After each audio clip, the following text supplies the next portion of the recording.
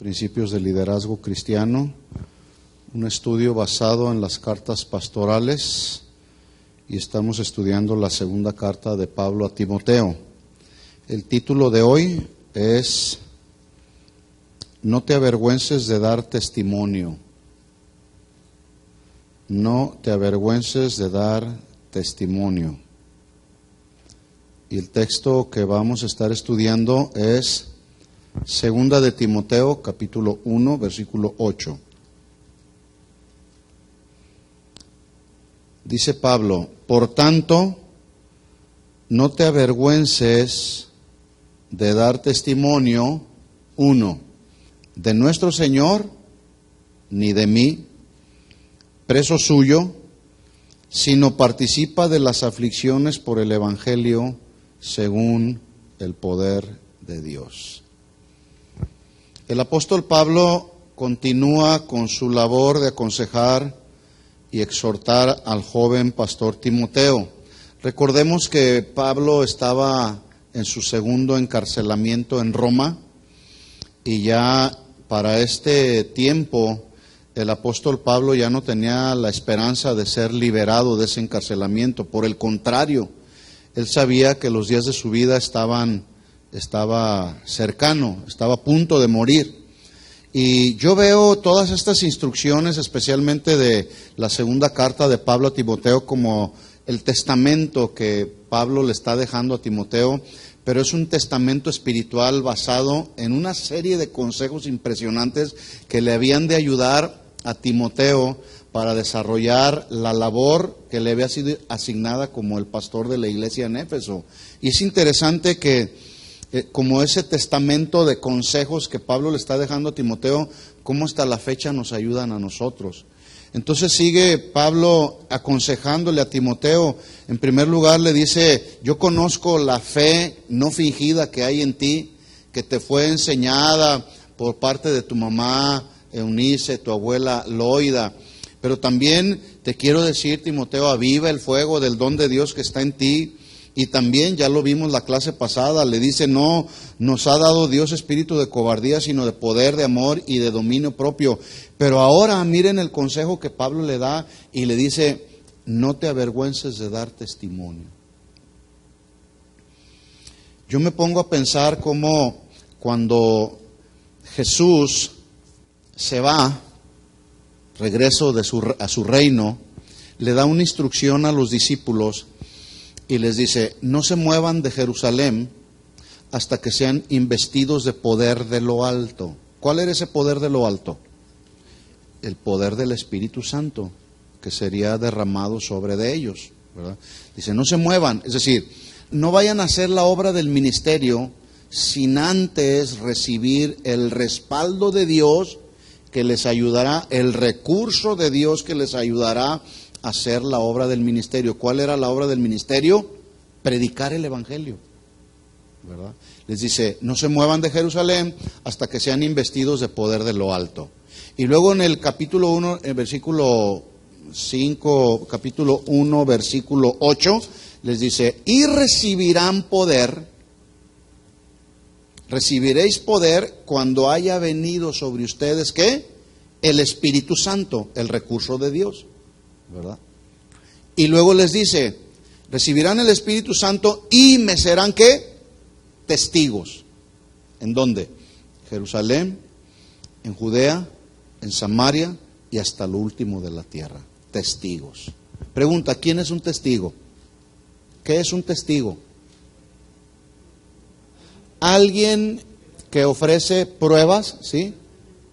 Que da fe de un hecho sucedido. Da fe. ¿Por qué? Porque a lo mejor fue testigo ocular, o él vivió la experiencia y es un testigo. Da fe de una experiencia vivida o de algo que vio, ¿sí? Entonces, eso es un testigo. Y Pablo le está diciendo aquí a Timoteo: no te avergüences de dar testimonio, de dar fe de lo que has aprendido, ¿verdad? No te avergüences de dar testimonio del Señor.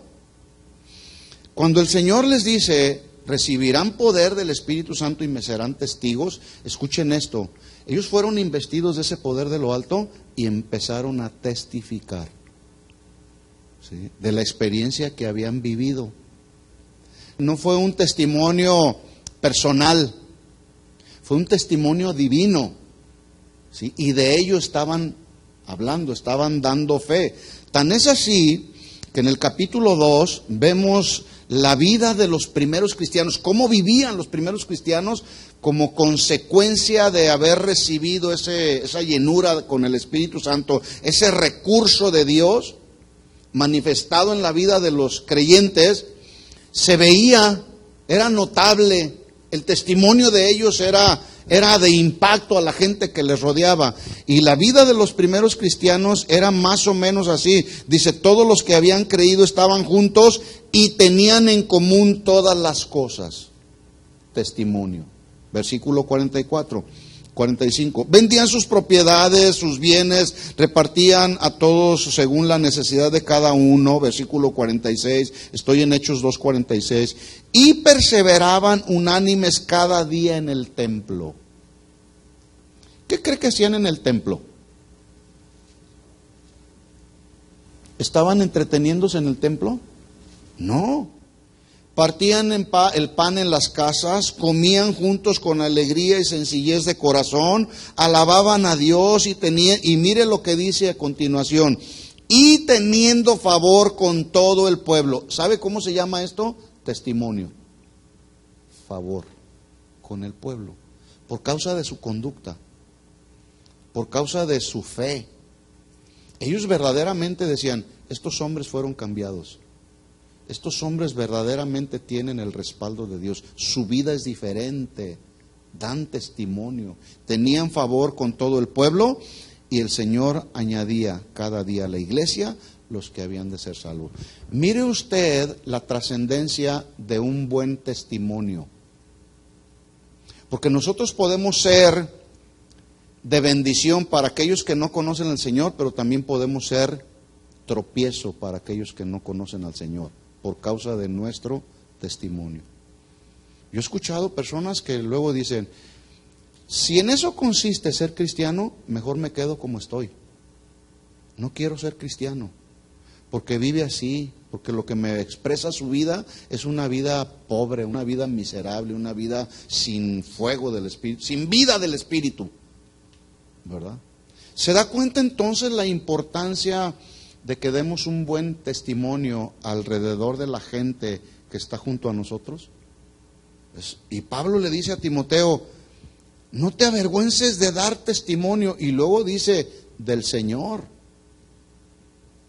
ni de mí. Esta expresión, dice ahí Pablo, por tanto, empieza el versículo, por tanto, no te avergüences de dar testimonio.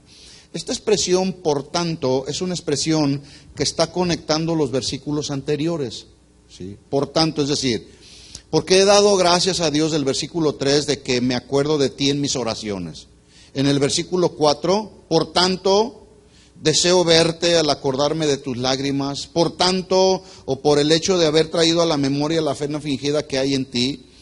También por el consejo que te he dado, que avives el fuego del don de Dios que está en ti, porque Dios no nos ha dado un espíritu de cobardía, sino de poder, de amor y de dominio propio. Es decir, por tanto, en base a todo esto es que el apóstol Pablo le está aconsejando ahora a Timoteo, no te avergüences. Es importante mencionar, mis hermanos, que esta expresión, no te avergüences, no es que Pablo estaba acusando a Timoteo de avergonzarse de la predicación del Evangelio y de él mismo, porque si hubiera querido avergonzar o acusar a Timoteo de que se avergonzaba, él hubiera usado otro verbo, que es el verbo imperativo, un imperativo presente. En este sentido, entonces, le hubiera dicho, Timoteo, te avergonzaste del Evangelio y de mí. Pero no le dijo así, ¿verdad que no? Le dijo, Timoteo, no te avergüences de dar testimonio del Señor ni de mí. Es un consejo, es muy diferente, ¿verdad? Por lo tanto, entonces, notemos que Pablo usa una expresión negativa, lo cual prohíbe una acción en la que otros ya habían caído de avergonzarse del Evangelio, y Pablo invita a Timoteo a no caer en la misma tentación en la que ya habían caído otros de la iglesia de Éfeso, que ellos sí verdaderamente se habían avergonzado de dar testimonio del Señor. Hoy sucede lo mismo. Hay muchos que se avergüenzan de dar testimonio del Señor. Es más, hay algunos cristianos que se dicen cristianos, pero son cristianos de la secreta. Nadie sabe que son cristianos. Nadie sabe, ¿verdad? Pablo dijo a los Corintios en el capítulo 10, versículo 12, el que piense estar firme, mire que no caiga. Así que entonces es importante resaltar y enfatizar que Timoteo no había manifestado tal sentimiento de vergüenza al dar el testimonio del Señor. Más bien, se cree que Pablo, en medio del abandono de otros, que otros sí se habían avergonzado de dar testimonio del Señor y que habían sido colaboradores del ministerio, y conociendo la timidez en la que había incurrido Timoteo del versículo 7, él sentía la necesidad de aconsejarlo, de persuadirlo a que guardara la verdad del Evangelio, la valentía para predicar el Evangelio, y que no se dejara llevar por las acciones de algunos otros que sí se habían avergonzado de dar testimonio. Por eso es que Pablo le dice, no te avergüences, te estoy aconsejando, Timoteo. Acuérdese, es como su testamento de consejos espirituales que Pablo le está dando. Le dice Pablo, no vayas a caer en la posibilidad de abandonar tu deber de la predicación del Evangelio. La vergüenza, cuando dice ahí el versículo 8, no te avergüences de dar testimonio, la vergüenza es compañera del temor. No sé si usted sabía, son como primas hermanas. Vergüenza, porque en el versículo 8 le dice, no te avergüences, pero en el versículo 7 le dice, Dios no nos ha dado un espíritu de poder, de cobardía, de temor. Entonces, la vergüenza es compañera del temor, pero el principio de Dios es el siguiente: si se vence el temor, la vergüenza se va. ¿Sí? Si se vence el temor, la vergüenza se tiene que ir.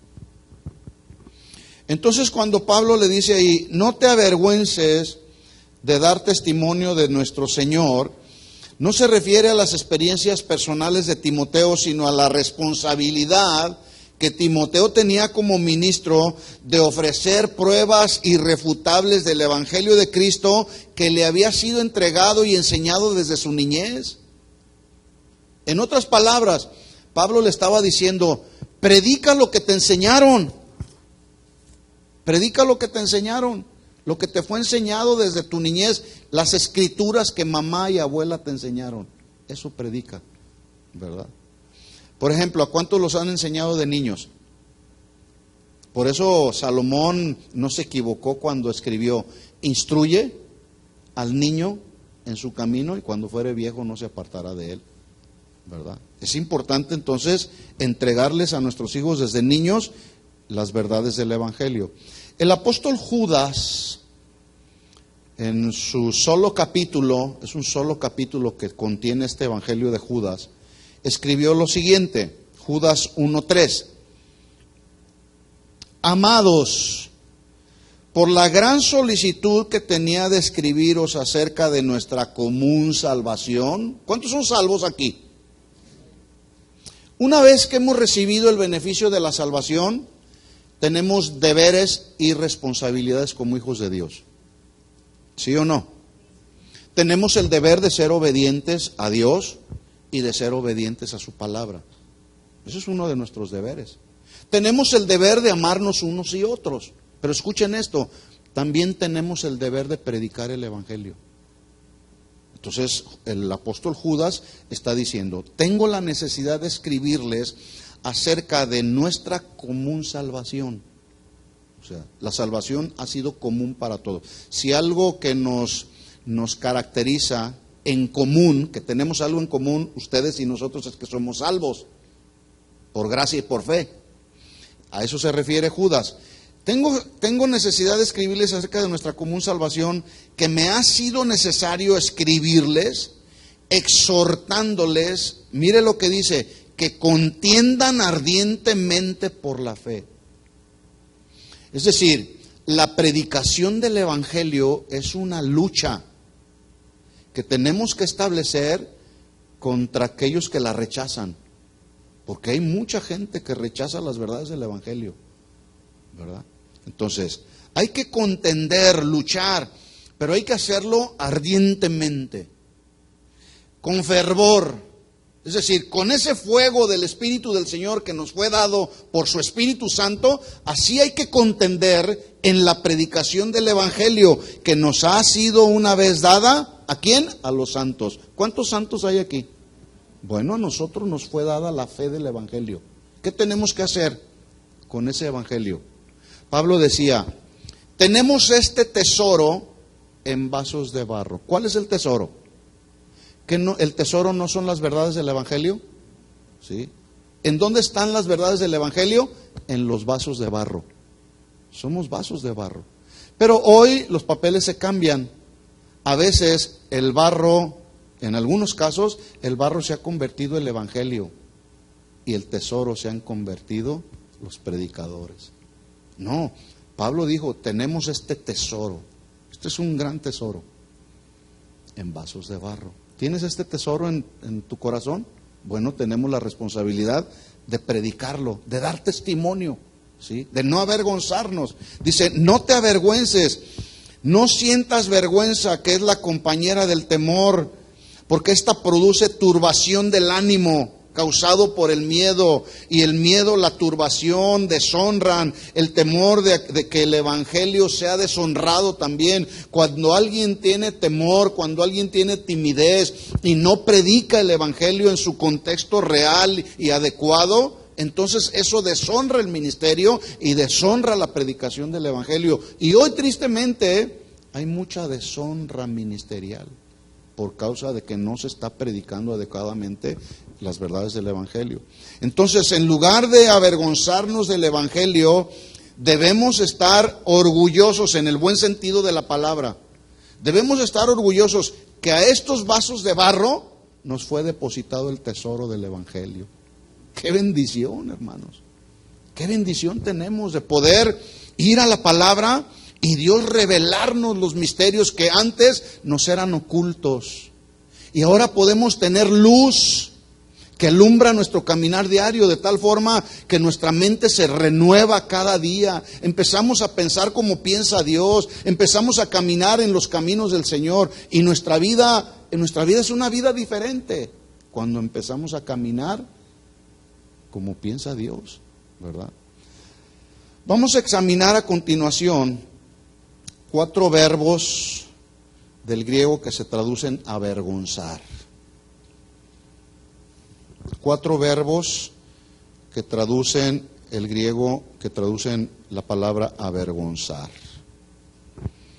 A ver si no tienen problemas con el nombre del griego, lo voy a mencionar. Aischuno, con A sin H. A-I-S-C-H-U-N-O, aischuno. El griego traduce avergonzar, este verbo que acabo de mencionar del griego, lo traduce como tener un sentimiento de temor o de vergüenza que impiden que una persona lleve a cabo algo. ¿Sí? Por eso Pablo le dice a Timoteo, no te avergüences. Es decir, que no haya nada que esa vergüenza no te impida hacer algo o cumplir con el propósito por el cual Dios te llamó a ser un pastor de la iglesia de Éfeso. Porque este verbo, la traducción número 1 de este verbo, es vergüenza que lleva a alguien a impedir que esa persona lleve a cabo algo. Doy un ejemplo. En la parábola del mayordomo infiel que fue confrontado, Jesús dice las siguientes palabras, Lucas 16:3. Entonces el mayordomo dijo para sí, ¿qué haré? porque mi amo me quitará la mayordomía. Y luego dice, cavar no puedo, mendigar me da vergüenza. ¿Se da cuenta cómo la traducción de este verbo avergonzar le está impidiendo a alguien hacer algo por vergüenza? ¿Sí? Mendigar. ¿Por qué? Porque le daba vergüenza. Otro ejemplo es Primera de Juan capítulo 2 versículo 28. Dice ahí Juan el apóstol: ahora, hijitos, permaneced en él, para que cuando se manifieste tengamos confianza, para que en su venida no nos alejemos de él avergonzados. ¿Sí? Alguien que se avergüenza del Señor se va alejando cada vez más del Señor. ¿Sí? Entonces le está impidiendo hacer algo. ¿Qué es ese algo? Estar cerca del Señor. Por eso es que Juan dice, para que en su venida no nos alejemos de él avergonzados por causa de nuestros pecados o conductas equivocadas. Segunda traducción del verbo avergonzar.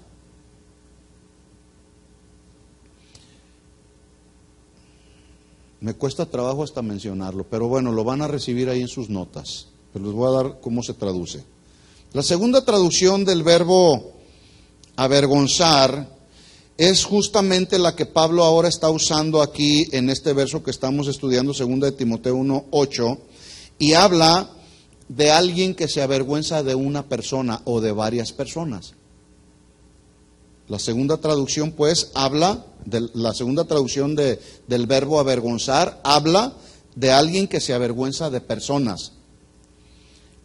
Y así lo confirma 2 de Timoteo 1:8, cuando dice Pablo, no te avergüences de dar testimonio, acuérdese, de personas, del Señor y de mí, ¿verdad? Entonces la segunda traducción del griego es cuando alguien se avergüenza de personas, ¿verdad? Hay hijos que a veces se avergüenzan de papá y de mamá. Hay hijos que a veces se avergüenzan de ser cristianos. Hay hijos que se avergüenzan de muchas cosas, ¿verdad? Pero no se avergüenzan de sus pecados que cometen, ¿verdad? Mire lo que dijo Jesús después de anunciar su muerte. Marcos 8:38, para los que se avergüenzan de personas, en este caso del mismo Jesús.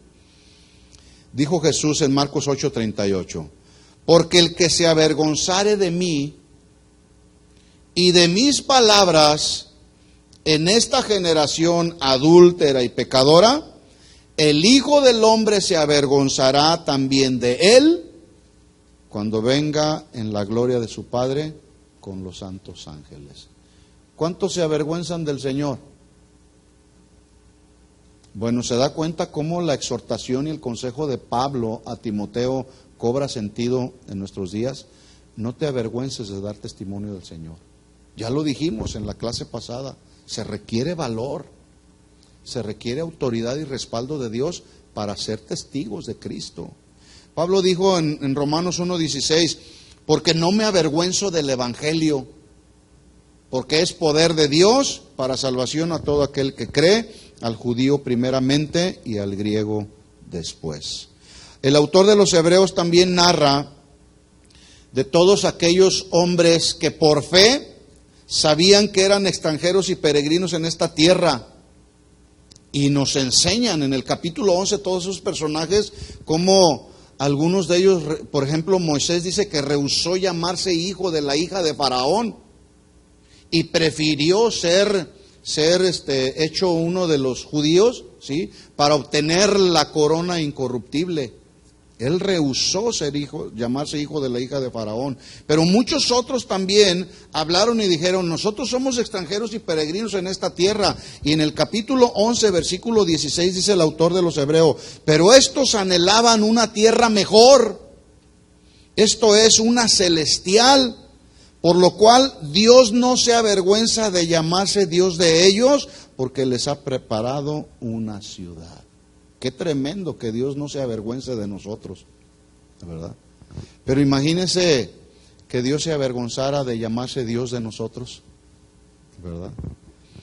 Romanos 10:11 dice, porque la Escritura dice, todo aquel que en él creyere no será avergonzado.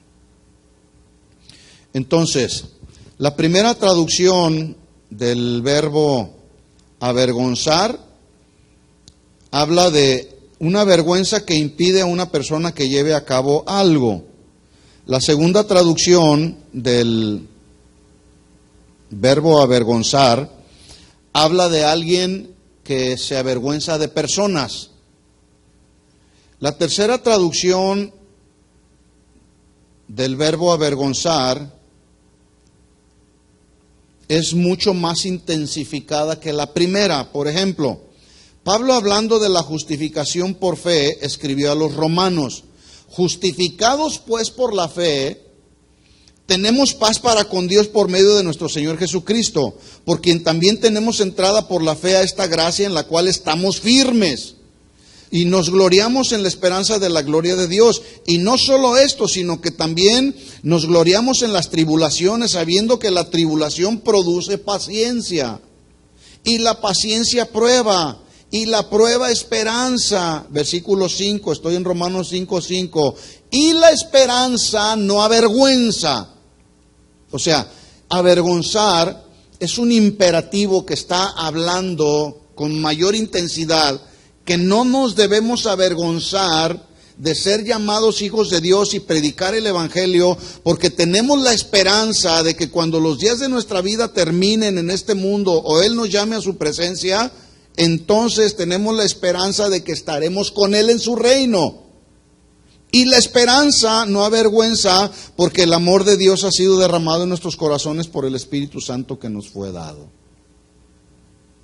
Pedro escribió acerca de mantener una buena conciencia y que nuestras conductas diarias no nos avergonzasen. En Primera de Pedro, capítulo 3, versículo 14, dice la Escritura así: mas también si alguna cosa padecéis por causa de la justicia, bienaventurados sois. Por tanto, no os amedrentéis por temor de ellos, ni os conturbéis, sino santificad a Dios el Señor en vuestros corazones, y estad siempre preparados para presentar defensa con mansedumbre y reverencia ante todo el que os demande razón de la esperanza que hay en vosotros. Versículo 16, Primera de Pedro 3:16. Teniendo buena conciencia, para que en lo que murmuran de ustedes como de malhechores, sean avergonzados. Fíjese cómo habla con intensidad. Sean avergonzados los que calumnian vuestra buena conducta en Cristo. ¿Alguien se ha burlado de ti porque eres cristiano? Sí, mucha gente. Hay gente que dice: no es posible que estés ahí 3 horas estudiando la Biblia. Mejor vamos a gozar la vida. Sí. Entonces hay que tener una buena conciencia para agradar a Dios en lo que Él nos demanda. Y finalmente, la cuarta traducción del griego para la palabra avergonzar significa, avergonzar se traduce girar adentro, es decir, esa vergüenza volverse sobre uno mismo y producir un sentimiento de vergüenza. Ahorita voy a dar un ejemplo, pero escuchen esto: ese sentimiento de vergüenza es un sentimiento de vergüenza saludable, porque involucra y nos invita a un cambio en nuestras conductas. Por ejemplo, 1 Corintios 4:10, dice Pablo: nosotros somos insensatos por amor de Cristo, mas vosotros prudentes en Cristo. Nosotros débiles, ustedes fuertes.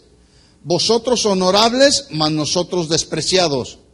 Hasta ahora padecemos hambre. Mire que Pablo sufría en el ministerio, ¿verdad? Porque hay necesidades en el ministerio.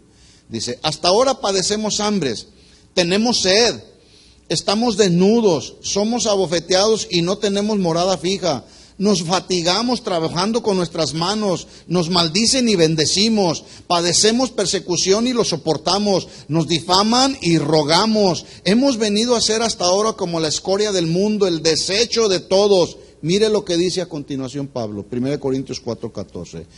esto que les acabo de escribir, dice Pablo, no lo escribo para avergonzarlos, sino para amonestarlos como a hijos míos amados. ¿Qué era lo que estaba sucediendo? Que algunos de la iglesia de Corinto se estaban quejando. Entonces Pablo los amonesta y les dice, miren, a nosotros nos maldicen, pero bendecimos. Nosotros padecemos persecución y la soportamos. Y se puede usted imaginar cuando estaban ellos leyendo esta carta, se estaban sintiendo avergonzados. No sé si me estoy explicando. Se estaban sintiendo avergonzados. Pero esa vergüenza y todo lo que Pablo les está diciendo era justamente para crear en ellos ese sentimiento de vergüenza, pero una vergüenza saludable que los motivara a ellos a un cambio de conducta. Y que entonces ellos pudieran asumir una conducta como la conducta que tenía Pablo, ¿verdad? Trabajamos con nuestras manos, nos maldicen y bendecimos, nos difaman y rogamos. Hemos venido a ser hasta ahora como la escoria del mundo, el desecho de todos. Pero no les escribo esto para avergonzarlos, sino para amonestarlos, para que cambien sus conductas y ya no se estén quejando, ¿verdad? A los tesalonicenses Pablo también les escribió en 2 de Tesalonicenses capítulo 3 versículo 11. Les escribió lo siguiente: porque oímos que algunos de entre ustedes andan desordenadamente. Qué bueno que eran algunos y no eran todos, ¿verdad? Y de esos no faltan también en la iglesia de hoy, que andan desordenadamente. ¿Cómo andaban? No trabajando en nada, sino entremetiéndose en lo ajeno. ¿Cómo hay de esos luego en las iglesias? A los tales mandamos y exhortamos por nuestro Señor Jesucristo que trabajando sosegadamente coman su propio pan. Y a ustedes, hermanos, no se cansen de hacer el bien. Si alguno no obedece a lo que decimos por medio de esta carta, a ese señaladlo y no os juntéis con él para que se avergüence. Mas no lo tengáis por enemigo, sino amonestadle como hermano, ¿verdad? ¿Qué significa esto? Que tenemos el deber de amonestar a los que andan ahí desordenadamente, pero no teniéndolos como enemigos. O sea, yo me voy a retirar, voy a amonestar al que es flojo, al que anda viviendo desordenadamente, pero tampoco lo voy a dejar. Voy a amonestarlo y decirle, oye hermano, cambia, ¿verdad? No te da vergüenza, pero para que esa vergüenza motive en él un cambio de conducta. ¿Sí? Y esa es la cuarta traducción que Pablo le da al verbo avergonzar. Así que Pablo le dice, no te avergüences de dar testimonio del Señor, ni de mí, preso suyo en el Señor. Así que Pablo le encarga a Timoteo que sea leal al Señor y leal a él mismo. ¿Cuántos saben que la lealtad y la fidelidad son necesarias en el ministerio? ¿Sabe por qué se dividen muchas iglesias el día de hoy? Por falta de lealtad y fidelidad a Dios y a las autoridades que Dios ha establecido en la iglesia. Y Pablo le llama a Timoteo a ser leal al Señor, fiel al Señor, no avergonzarse del Señor. Y le dice en 2 de Timoteo 2:1 le dice, tú pues, hijo mío, esfuérzate en la gracia que es en Cristo Jesús. En el 8 le dice, acuérdate de Jesucristo, del linaje de David, resucitado de los muertos, conforme a mi evangelio. En el capítulo 2, versículo 13, le dice Pablo a Timoteo, si fuéramos infieles, Él permanece fiel.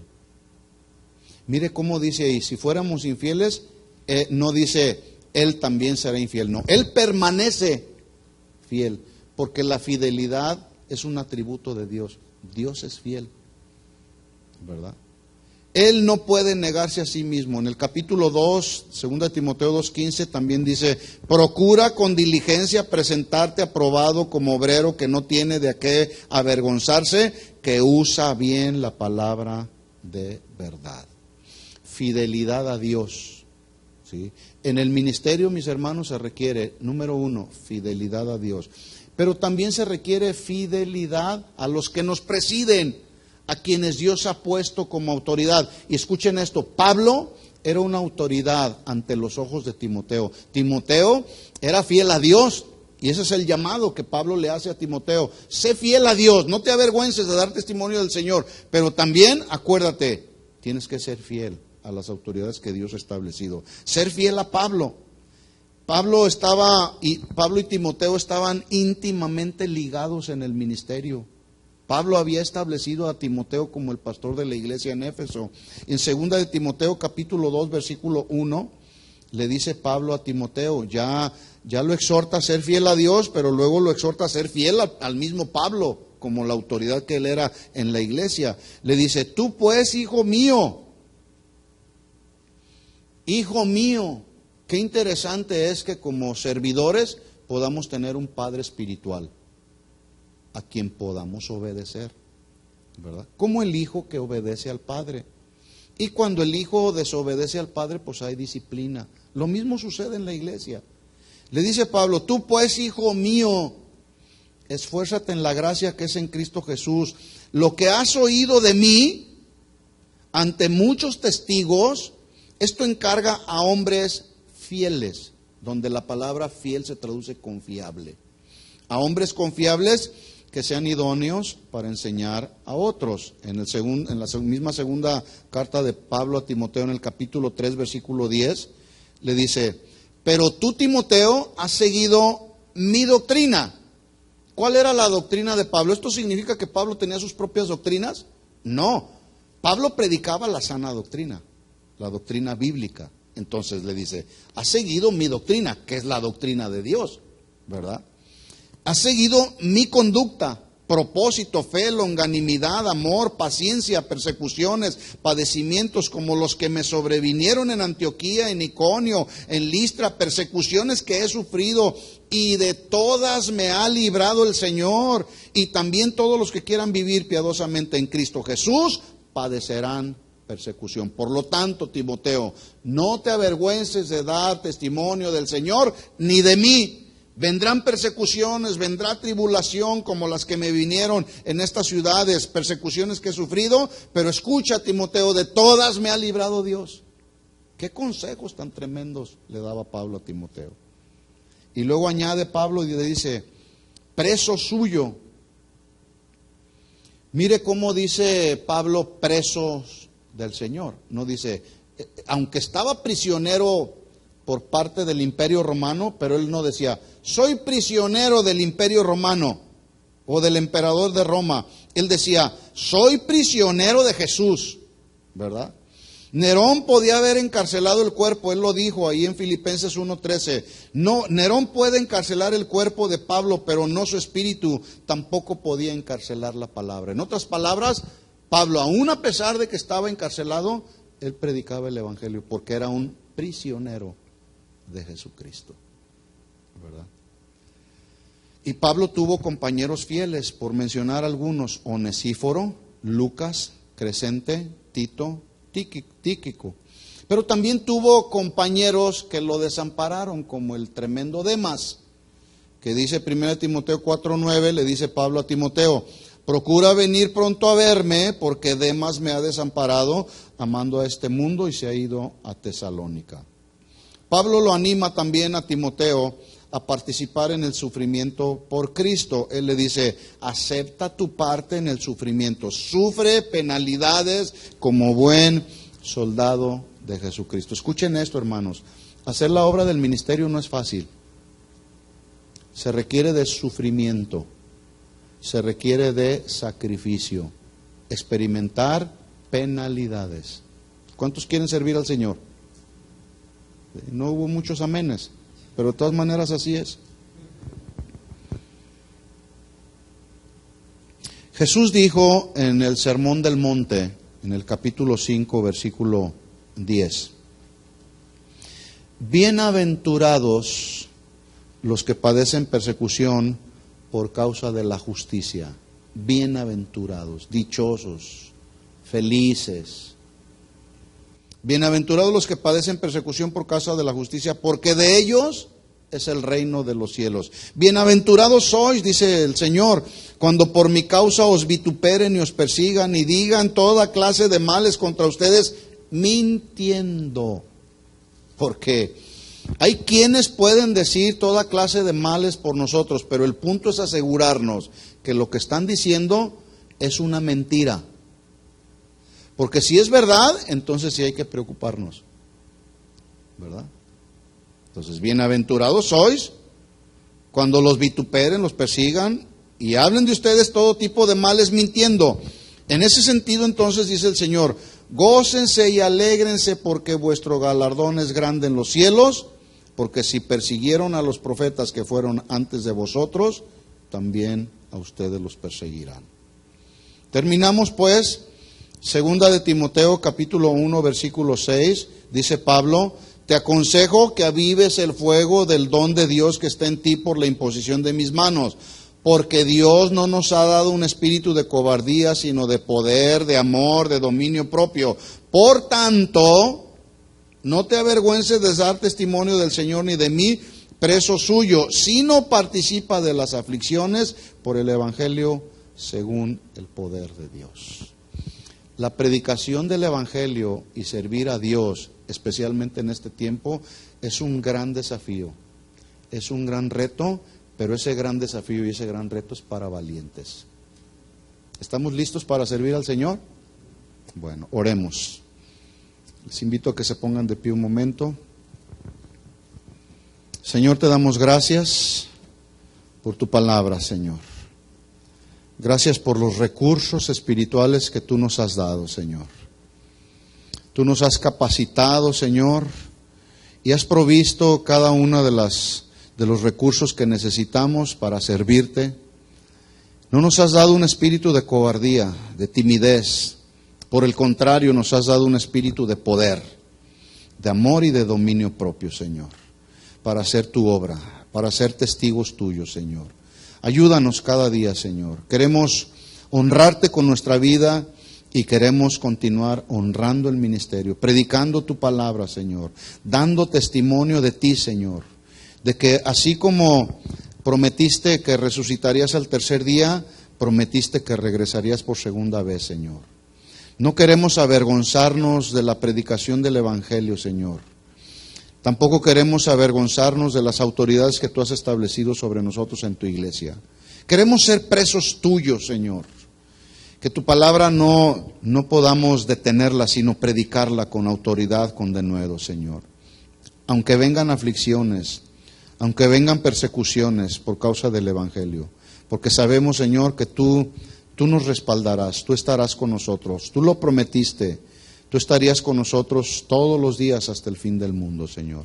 Así que seremos testigos en Jerusalén, en Judea, en Samaria y hasta lo último de la tierra. Ayúdanos, Señor, a poder entender, comprender, discernir y aplicar estas verdades de tu palabra a nuestra propia vida en este tiempo. Te lo pedimos en el nombre de Jesús. Amén.